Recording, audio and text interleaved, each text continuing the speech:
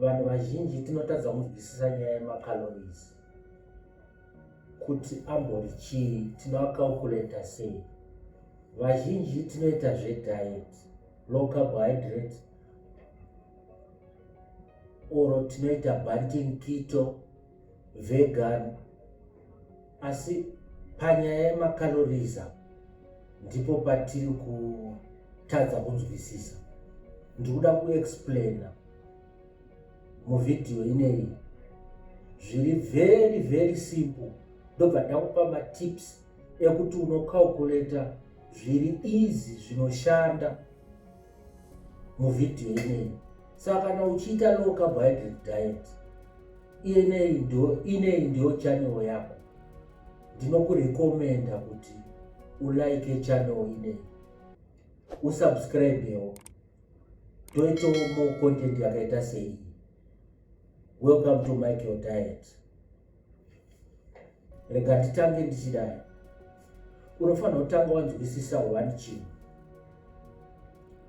chinonzi macronutrient.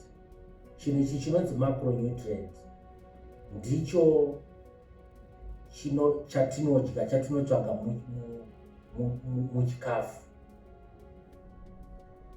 Muchikafu izvo mumicronutrient iyi munozobuda zvinhu zvitatu zvinova zviri maproteins, macarbohydrates nemafats, zviri 3 ndo anonzi mamacronutrients.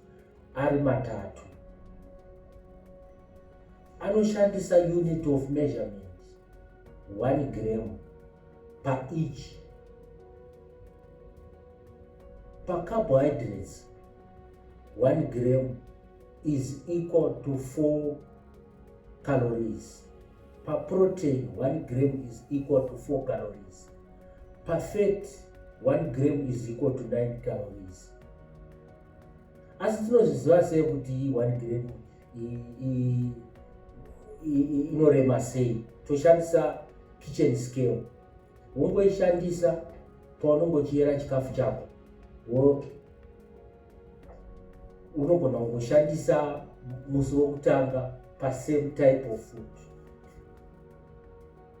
Now, wakuziva manje kutocalculata sei.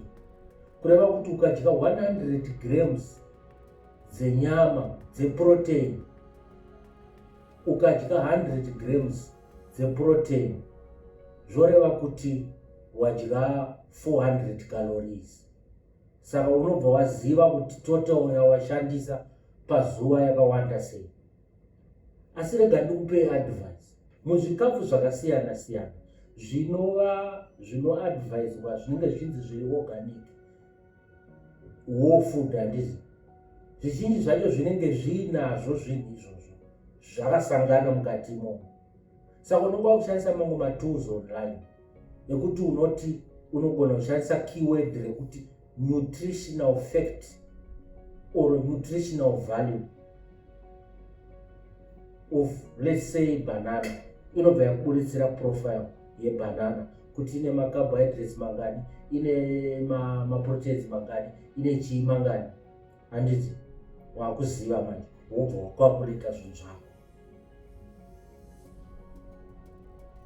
Wakuda kuziva manje kuti pamwe pacho pane pakanyorwa sugar, pamwe ponzi macarbohydrates. Macarbohydrates neshuga zvinopinda musame category nekuti ukadya iwewe ukadya macarbohydrates anoconvertwa mubody as energy inenge yakunzi glycogen. Iwe ukadya maproteins anobva achinjwa ubva anzi maamino acids. Mafats anochinjwa ubva anzi mafatty acids. Ipapo pari clear. Zvinotada kuziva manje kuti ndodya macalories mangani. Munhu wese anenge aine total daily energy expenditure. Vanhu tinosiyana siyana. Vamwe vanhu vari insulin resistant, tinosiyana siyana. Asi nhasi ndiri kutaura zvinhu zviri general. Pane macalculators aripo online nema applications aunogona kushandisa anokucalculatera kuti iwo ungade makalorisi mangani pazuva, nokuti iwo vanenge vaziva basal metabolic rate BMR, energy yaunoshandisa iwe usina basa rawaita. Then yandataura inonzi TDEE inotaura manje kuti energy yauri kushandisa ichiincluda makore ako, height yako neweight yako. Yochibva yakuudza kuti kana uchida kuluza toisa deficit ye25 kana 30% depending netarget yako.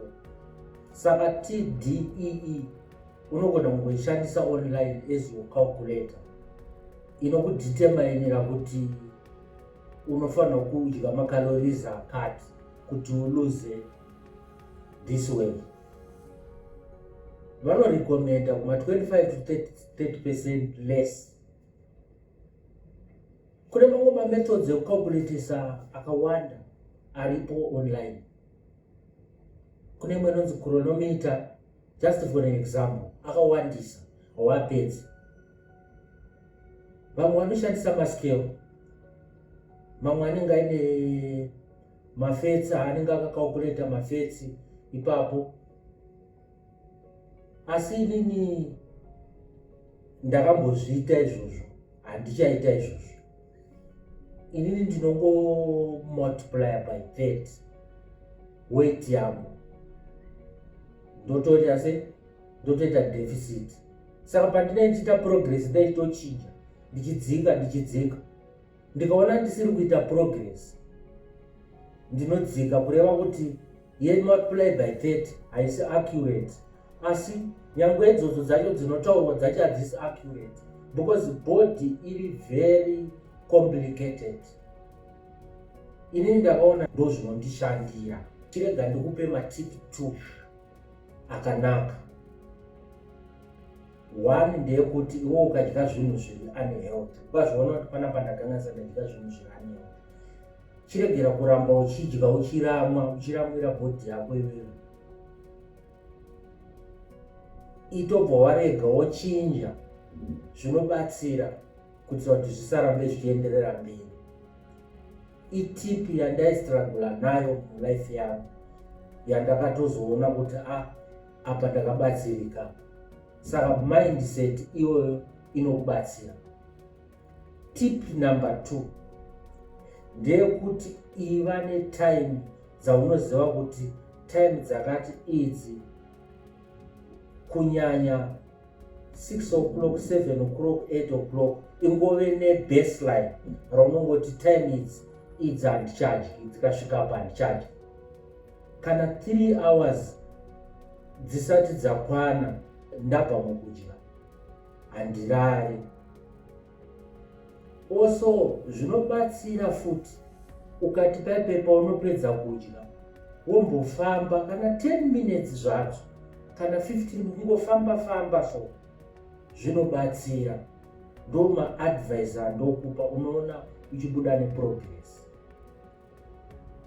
Kupanana mazano pano paMichael Diet. Thank you very much.